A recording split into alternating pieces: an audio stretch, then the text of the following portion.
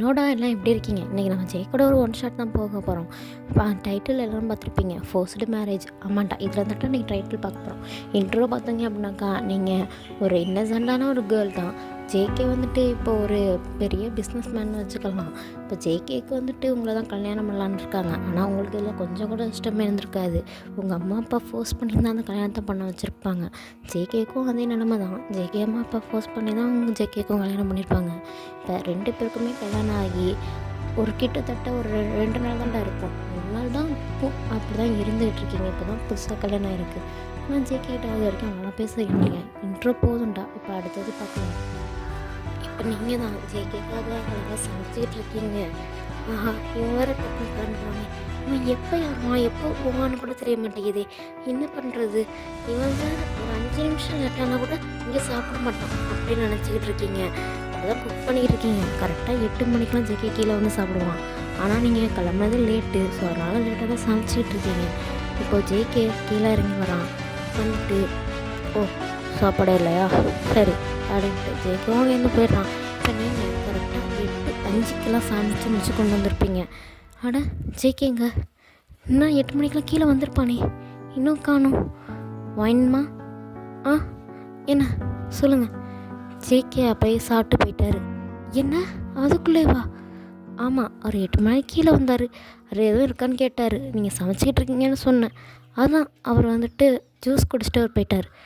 ஓ இன்னும் என்ன திட்டு போகிறான்னு தெரியலையே அப்படின்னு பயந்துக்கிட்டு தான் இருக்கீங்க. ஜேகே கட்டாலே உங்களுக்கு ரொம்ப பயம்தான். இப்போ மத்தியானம் ஆகுது, ஆஃபீஸ்க்கு தான் சமைச்சு எடுத்துகிட்டு போகணுன்னு இருக்கீங்க. ஆனால் அவ்வளோ பயம். ஏன்னா மறுபடியும் திட்டுவானோங்கிற பயம்தான். கல்யாணம் ஆனதுலேருந்தே இப்படி தான் இருந்திருப்பீங்க. ஸோ அதனாலே ஜேகேனாலே ரொம்ப பயம்தான். இப்போ நீங்கள் மத்தியானம் சமைச்சு கொண்டு போகலாமான்னு நினச்சி தான் இருக்கீங்க. ஆனால் பயத்திலே கொண்டு போயிருக்க மாட்டீங்க. அப்படியே நைட்டும் ஆகுது. ஜேகேவும் வீட்டுக்கு வராரு. இவளுக்கு வர வர என் மேலே பயமே விட்டு போயிடுச்சு. இவளை என்ன பண்ணுறது?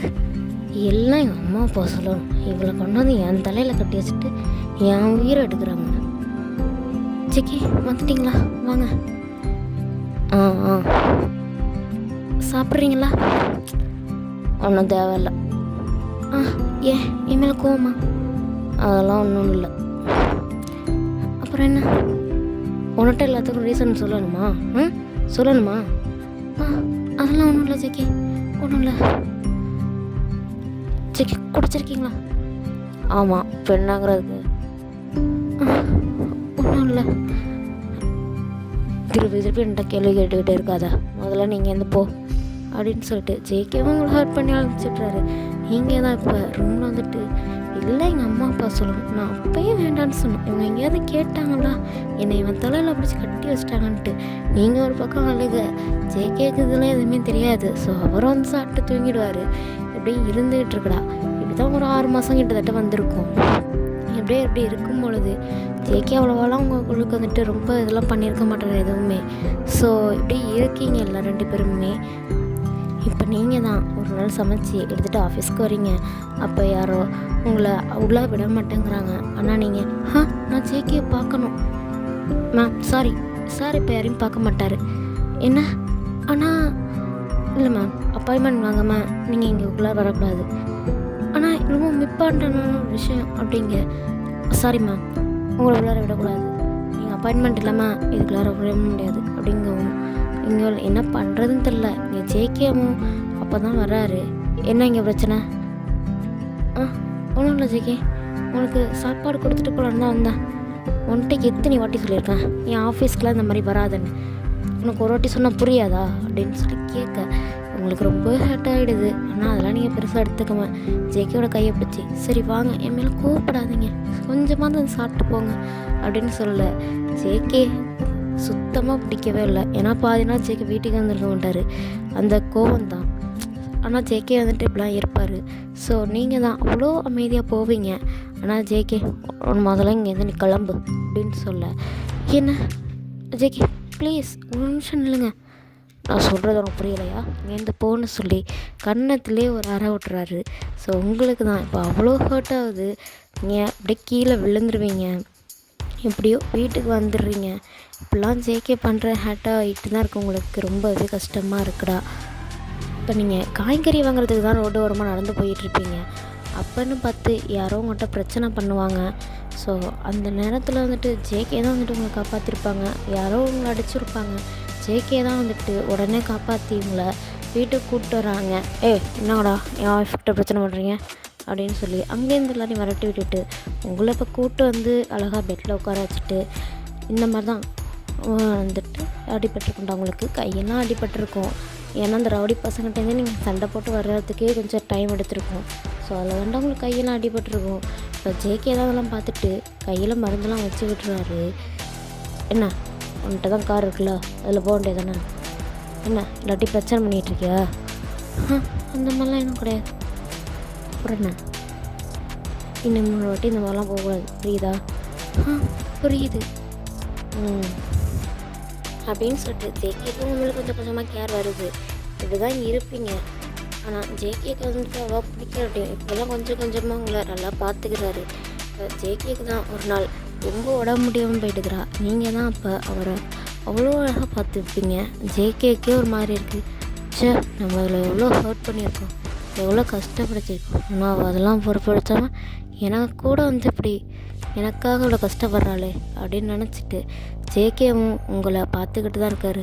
நீங்களும் அவங்களுக்கு அழகாக மருந்தெல்லாம் வச்சு விட்டுக்கிட்டு அழகாக பார்த்துட்டு இருந்துப்பீங்க. ஜேகே கொண்டா நீங்கள் தான் துடிப்பீங்க. ஜேகேவை என்ன தான் பிடிக்காட்டியுமே ஜேகேக்காகவே எல்லாத்தையும் பண்ணுவீங்க. ஸோ இப்படி தான் இருக்குது. மறுபடியும் அந்த ரவுடி பசங்க தான் தப்பறப்படா பாட்டுங்கடா அவளை அப்படின்னு சொல்லிட்டு உங்கள்கிட்ட வந்து சண்டை போடுறாங்க. அப்போ இனிமே வந்துட்டு உங்களால் எதுவும் பண்ண முடியல. ஸோ அவங்க என்ன பண்ணிடுறாங்க அப்படின்னாக்கா கையெல்லாம் உடச்சி விட்டுறாங்க. உங்கள் கையை கை உடைக்கிறேன்னா அப்படி இல்லை, ஏதோ பண்ணி விட்டுறாங்க. ஸோ இப்போ ஜேகே தான் விட்டால் தான் நீங்கள் வந்து இதெல்லாம் சொல்லாமல் தான் இருப்பீங்க. ஆனால் ஜேகே ஒன் கையில் என்ன ஒன்றும் இல்லையா, ப்ளட் வந்திருக்கு, நான் தான் சொல்கிறேண்ணே ஒன்றும் இல்லைண்ணே. அப்புறம் என்ன, ஒன்றும் இல்லாமல் எப்படி ப்ளட் வரும், காட்டுக்கையா விடுங்க, காட்டுன்னு சொன்னேன் அப்படின்னு காட்ட அவங்களும் மறந்து போட்டு விட்டுறாங்க. இப்போ ஜேகே இது எல்லாத்துக்கும் யார் காரணம்னு சொல்ல அந்த ரவுடி பசங்க தான் நீங்கள் சொல்ல. ஜேகே உடனே இந்த ரவுடிகளெல்லாம் போட்டு போலீஸில் கொடுத்து விட்டு உங்களை அப்படி பார்த்துப்பாரு. ஜேகே மறுபடியும் கொண்டு வான் பண்ணுவார். இந்த மாதிரி எத்தனை வந்துட்டு தனியாக போகாதுன்னு சொல்கிறது, உனக்கு ஒரு வாட்டி சொன்னால் புரியாதா? இல்லை அது நான் வந்துட்டு போதும் நிறுத்து, இன்னொரு வாட்டி நீ தனியாக போகக்கூடாது, புரியுதா? புரியுது அப்படின்னு சொல்லிட்டு ஜேகேக்கும் உங்கள் மேலே கொஞ்சம் கொஞ்சமாக லவ் வருதுடா. இப்படி தான் இருக்கும். ஆனால் ஒரு நாள் மறுபடியும் உங்களுக்கும் ஜேகேக்கும் தான் சண்டை வந்துருக்கும். அந்த சண்டையில் ஜேகே உங்களை மறுபடியும் அஸ்னாப் பண்ணிடுவார். அதுக்காக நீங்கள் ரொம்பவே அழுவீங்க. ஸோ இந்த பிரச்சனை என்னென்னா ரொம்ப பெரிய பிரச்சனையாக இருந்திருக்கும். உண்மையை சொல்ல போனால் ஜேகேவோட சிஸ்டருக்கு உங்கள்கிட்ட இருக்க அந்த கம்பல் ரொம்ப அழகாக இருக்குன்னு பிடிச்சிருக்கும். நீங்கள் கேட்டு கொடுத்துருக்க மாட்டீங்க. ஜேகேவும் ஒரு தங்கச்சியாக இருந்தாலும் இப்படிலாம் பண்ணியிருக்கக்கூடாது. ஆனாலும் அவர் என்னென்னா உங்கள்கிட்டேருந்து அந்த கம்பல் உங்களுக்கு ஃபேவரட்டானது, அதையும் வாங்கி அவர்கிட்ட கொடுத்துருப்பீங்க. அதை நீங்கள் கேட்டதுக்கு தான் ஜேகேவும் உங்களை அடிச்சிருப்பார். ஒரு கம்மல் தானே விடு, நான் உனக்கு ஒரு வாங்கி தரேன் அப்படின்னு சொல்லியிருப்பாங்க.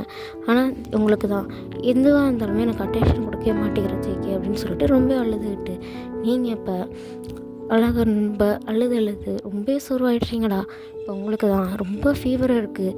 ஜேகே தான் வந்துட்டு அச்சோ என்ன இவளுக்கு இப்படி கொதிக்குது, முடியல வலிக்குது, என்ன இப்படி கத்துறா அப்படின்ட்டு உங்கள் நெத்தியில் கையை வச்சு பார்க்குறாங்க. ஐயோ ரொம்ப ஃபீவராக இருக்கே, நான் அவளை ரொம்ப அடிச்சிட்டனோ, ஓகே அப்படின்னு சொல்லிட்டு ஜேகே தான் இப்போ உங்களை நல்லா பார்த்துக்கிறாரு. நீங்களும் ஜேகே ஜேகே அப்படின்னு தான் சொல்லிகிட்டு இருக்கீங்க. ஸோ இப்போ ஜேகேவும் உங்களை பார்த்துக்கிட்டு எல்லாம் வச்சு முடிச்சுட்டு அது உங்களை அழகாக அப்படி அவர் கூட அழகாக படுக்க போட்டுக்கிறாரு. சாரிடா நானே உன்னை எப்படி அடிக்க மாட்டேன் அப்படின்னு சொல்லிட்டு ஜேகேக்கு ரொம்ப கஷ்டமாக இருக்குது. என்ன தான் இருந்தாலும் உங்களுக்கு அந்த கம்பல் ரொம்ப பிடிக்கும். அந்த மாதிரி மட்டும் இல்லை, இந்த மாதிரி நிறைய விஷயங்கள் நடந்திருக்கும். ஜேகே எல்லாத்துக்கும் உங்களை தான் திட்டியிருப்பார். ஸோ இனிமேல் நான் வந்துட்டு உனக்கு அட்டென்ஷன் கொடுக்குறேன் அப்படின்னு சொல்லிட்டு 2 பேரும் அப்படி தான் இருப்பீங்க. உங்களுக்கும் ஃபீவர் அதிகமாக இருக்கும். நீங்கள் ஜேகே கூட மறாத நாள் காலெல்லாம் பேசியிருக்க மாட்டீங்க. ஜேகே விட்டு எவ்வளோதுக்கு எவ்வளோ அவாய்ட் பண்ண முடியுமோ அவ்வளோத்துக்கு எவ்வளோ அவாய்ட் பண்ணி வச்சுருக்கீங்க. எப்படின்னா அப்படி தான் இருக்கீங்க 2 பேரும். ஸோ இப்போ ஜேகேக்கு தான் அச்சோ ரொம்பவே ஹார்ட் ஆகிட்டா அவளுக்கு. இவன் என்ன நம்மகிட்ட பேசவே மாட்டேங்கிறா, மறுபடியும் எப்போ தான் பேசுவா அப்படின்ட்டு. இப்போ ஜேகேக்கு தான் ரொம்ப கஷ்டமாக இருக்குது. நீங்களும் உங்கள் அம்மா வீட்டு கிளம்பி வந்துடுறீங்க. இதுக்கு மேலே என்னால் ஜேகேவே கூட இருக்க முடியாதுன்னு இப்போ தான் ஜேகே ரொம்ப கவலைப்படுறாரு. நீங்கள் இல்லாமல் இருக்க ஒரு செகண்டுமே அவருக்கு ரொம்ப அவ்வளோ கஷ்டமாக இருக்குது. நீங்கள் இன்னும் உங்கள் ஃப்ரெண்டுக்கிட்ட பேசிகிட்டு இருக்கீங்க. அவள் போயிட்டாடா நைட்டு. ஓ, ஒயின் போயிட்டாளா? ரொம்ப நல்லது. நீ அவளை எவ்வளோ கொடுமைப்படுத்தியிருப்ப. நான் அவனை கொடுமைப்படுத்தலை. ஓ, கொடுமைப்படுத்தாமலே அவனை விட்டு போயிட்டாளா? ஆமாம். அப்புறம் ஏன்டா அவளை நினச்சி கவலைப்படுற? விட்டுறா. அவ்வளோனாலும் நான் சந்தோஷமாக தான்டா இருக்கேன் அப்படின்னு ஜேகே என்ன தான் வெளில வந்தா பேசிக்கிட்டாலுமே அவங்களும் இல்லை ஜேகேக்குமே உள்ள கஷ்டமாக தான் இருந்துக்கிட்டு இருக்கு. இப்போ அவங்க ஃப்ரெண்டு சொல்கிறாங்க, நீ தான் போய் அவளை அழைச்சிட்டு வாயேன்டா. நான் வந்து குலைக்கணும், அவள் தானே குறைச்சிட்டு போனா, அவளே வருவா, வேலையை பாரு அப்படிங்க. இப்போ இந்த சைடு உங்கள் இப்படி இருக்கும்போது உங்கள் அம்மா தான்டா ஒரு நாள் ஜேகேக்கு ஃபோன் பண்ணி, தம்பி சொல்லுங்க அத்தை, என்னாச்சு? இன்னும் ஒயின் வீட்டுக்குள்ளப்பா. என்ன? ஆமாப்பா, காலைல ஃப்ரெண்டு வீட்டுக்கு போனவன் இன்னும் வரலை. என்னாச்சுன்னு தெரில. அவள் எங்கே போனாலும் சீக்கிரம் வந்துடுவா. ஆனால் இப்போ மணி 10 o'clock ஆகிட்டு இன்னமும் வீட்டுக்கு வரல. இருங்க நான் பார்க்குறேன் அப்படின்னு சொல்லிட்டு ஜேகே உங்களை நைட்டு முழுக்க எங்கே தேடுவார். தேடி பார்த்தா அந்த ரவுடி பசங்க கூட தான் இருப்பீங்க. உங்களை பிடிச்சி வச்சுருப்பாங்க. இப்போ அந்த ரவுடி பசங்கள்கிட்ட வந்துட்டு விடுங்கடா அப்படின்னு சொல்லிட்டு சண்டை போட்டு பயங்கரமாக சண்டை நடந்திருக்கும். அவங்க 2 பேருக்குள்ளே இருக்கும். உங்களை காப்பாற்றிட்டு வந்து பார்த்தாக்கா நீங்கள் மயக்கம் போட்டே விழுந்துடுறீங்க. அவங்க என்ன தூக்கிட்டு வந்து தான் இருப்பாரு ஜேகே. தூக்கிட்டு டேரெக்டாக அவர் வீட்டுக்கு தான் போட்டு வந்துருப்பாரு. இப்போ நீங்கள் வெறும் மரங்கள் கண்ணு முடிச்சு பார்க்குறீங்க. ஜேகேவும் பார்த்துட்டு, ஜேகே நான் எப்படிங்க வந்தேன்? எத்தனை வாட்டி சொல்லியிருக்கேன் தனியாக போகாதுன்னு. திரும்ப என்ன இப்படி பண்ணுற? ஏன்டி இப்படி நீ கோவப்படுத்துற அப்படிங்க. ஜேகே உனக்கு தான் எனக்கு பிடிக்காதுல்ல, அப்புறம் என்ன விடு, நான் எங்கே போனால் உனக்கு என்ன அப்படிங்க.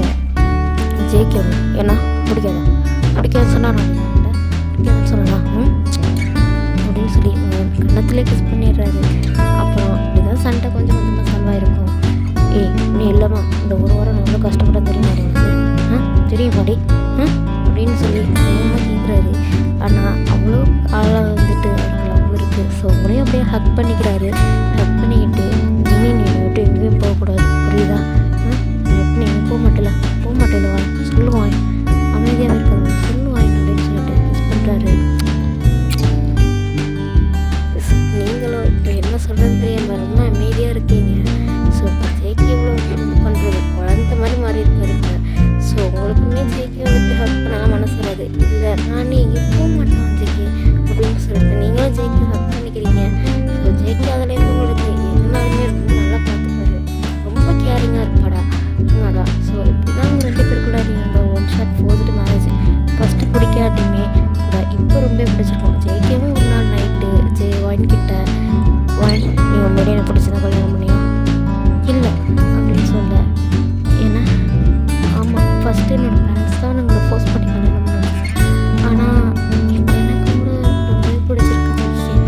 நான் உங்களை விட்டு எங்கேயும் போக மாட்டேன் அப்படின்னு சொல்லிட்டு அவங்களுமே உங்களை கிஸ் பண்ணேன். இப்போ ஜேகே ஆமாம், என் லைஃப்பில் நீ வந்ததுக்கப்புறம் தான் எனக்கும் சந்தோஷமாக இருக்குது.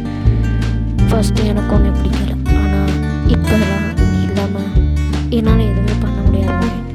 இப்போ நீ எனக்கு அந்த லெவலுக்கு ஒரு இம்பார்ட்டண்டான ஒரு பர்சன் ஆகிட்ட.